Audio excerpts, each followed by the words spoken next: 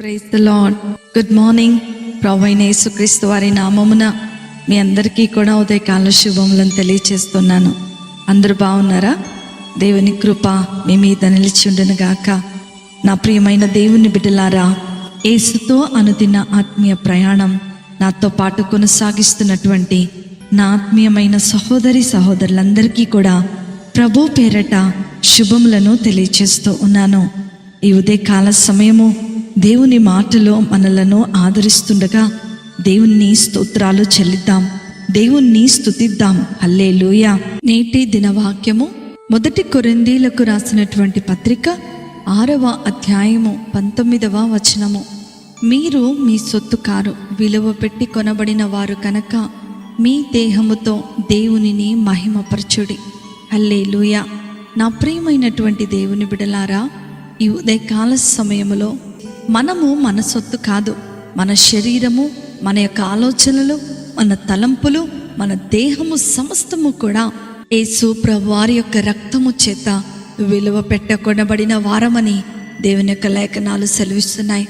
అలాంటి ఈ దేహంతో మనము దేవునిని మహిమపరిచే వారముగా ఉండాలి. కానీ ఈ లోకంలో గనక మనము గమనించినట్లయితే ఉదయము నిద్ర లేచిన దగ్గర నుండి పడుకోబోయే వరకు కూడా ప్రతి ఒక్కరూ కూడా ఆలోచించేది వారి గురించి మాత్రమే. వారి జీవితాన్ని ఎలా తీర్చిదిద్దుకోవాలో, వారి జీవితాన్ని ఎలా అందముగా మలుచుకోవాలో అన్న ప్రణాళికలు వేసుకోవడంతోనే వారి రోజులన్నీ కూడా గడిచిపోతూ ఉంటాయి. ఒక్క రోజన్నా కూడా మనలను సృష్టించినటువంటి సృష్టికర్తను కానీ, మనము ఈ లోకానికి వచ్చినటువంటి ఉద్దేశం గురించి కానీ మనం ఎన్నటన్నిటికీ ఆలోచించము. సుఖవంతమైన జీవితము జీవించటానికి అవసరమైనవన్నీ కూడా సమకూర్చుకోవడానికి సమయమంతా కూడా కేటాయిస్తూ ఉంటాం. నా ప్రియమైన దేవుని బిడ్డ, దేవుడు దయచేసిన ఆత్మ మన శరీరంలో ఉన్నంత వరకే మన శరీరానికి విలువ. ఈ శరీరముతో మనం చేసేటువంటి పనుల వలనే మనము పరలోకానికి వెళ్ళాలా లేక నరకానికి వెళ్ళాలా అని నిర్ణయించబడుతూ ఉంది. ఆదాము చేసిన పాపము వలన వచ్చినటువంటి మరణము మనలను నరకపాత్రులుగా చేసింది.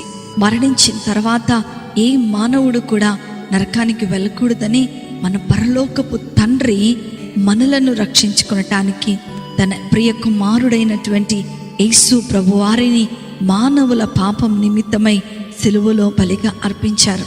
అయితే మానవులు ఇది గ్రహించకుండా తమ జీవితాలను ఇంకా ఆ పాపపు దాస్యత్వములోనే ఉంచుతూ యేసు ప్రభువారు సిలువలో కార్చిన రక్తాన్ని వృధాగా చేస్తూ ఉన్నారు. మనిషి తన శరీరాన్ని ఈ లోకానికి అప్పగించి శరీరాశ, నేత్రాశ, జీవపు డంబమునకు లోనై తనకు తానుగా తన శరీరాన్ని నరకానికి అప్పగించుకుంటున్నాడు. నా ప్రియమైనటువంటి దేవుని బిడ్డలారా, ఈ ఉదయకాల సమయంలో ప్రభు నీతో నాతో మాట్లాడుతూ ఉన్నాడు. మన క్రియల ద్వారా, మన ఆలోచనల ద్వారా, మన తలంపుల ద్వారా మరియు దినము కూడా దేవునితో సహవాసము చేయటం ద్వారా మనము దేవునిని మహిమపరిచే వారముగా ఉంటాం. పాపమునకు దూరముగా జీవించే వారముగా ఉంటాం. మట్టిలో కలిసిపోయే ఈ శరీరానికి మహిమ తీసుకొని రావాలి అనంటే ఈ భూమి మీద మనము మన దేహములతో దేవునిని మహిమపరచాలని ఈ లేఖన భాగము ద్వారా దేవుడు మనతో మాట్లాడుతూ ఉన్నాడు. ఎవరైతే దేవునికి సమీపస్తులుగా జీవిస్తూ ఉంటారో పాపము వారి దరిచేరదని దేవుని యొక్క వాక్యము సెలవిస్తూ ఉంది. కనుకనే నా ప్రియమైనటువంటి దేవుని బిడ్డలారా, ఈ ఉదయకాల సమయంలో ప్రభు నీకు విలువగా, ప్రభు నీకు బహుమానముగా, ప్రభు నీకు ఉన్నతముగా ఇచ్చినటువంటి ఈ దేహముతో దేవునిని మహిమపరిచినట్లయితే ఉన్నతమైనటువంటి పరలోక రాజ్యములో ప్రభు నిన్ను నన్ను కూర్చుండబెట్టబోతున్నాడు. అట్టి కృప, ధన్యత, ఆశీర్వాదము వాక్యం వింటున్న దేవుని పిల్లలైన మీ అందరికీ కూడా అనుగ్రహించబడును గాక. ఆమేన్. ప్రార్థన చేసుకుందామా? మమ్మలను మిక్కిలిగా ప్రేమించిన మా ప్రియ పరలోకపు తండ్రి యేసు స్వామి, మీకున్నతమైన శ్రేష్టమైన ఘనమైన నామమును బట్టి మీకు వందనాలు ప్రభువా. ఈ లోకంలో మేము జీవించినంత కాలము మా గురించి మేము ప్రయాసపడకుండా నీవు వెలువ పెట్టి కొన్న మా దేహముతో నిన్ను మహిమపరిచేలాగున మాకు సహాయము చేయమని, విన్న వాక్యము ప్రతి ఒక్కరి జీవితాలలో ఫలింపచేయమని నజరేయుడైన యేసుక్రీస్తుని శక్తి కలిగిన నామములో అతి వినయముతో అడిగి వేడుకొనుచున్నాను తండ్రి. ఆమేన్, ఆమేన్, ఆమేన్. ప్రభు మిమ్మలను మీ కుటుంబాలను దీవించును గాక. ప్రేమతో మీ సహోదరు